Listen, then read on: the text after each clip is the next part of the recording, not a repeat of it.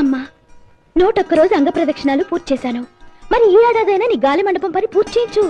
నీ తల్లో నాగరం బిళ్ళ, మెళ్ళో కాసుల పేరు, నడుక్కి నవరత్నాలు గొలుసు చేయిస్తానన్న పంచాయతీ పెద్దలు ఉలకరు పలకరు అటు ఊసి ఎత్తరు.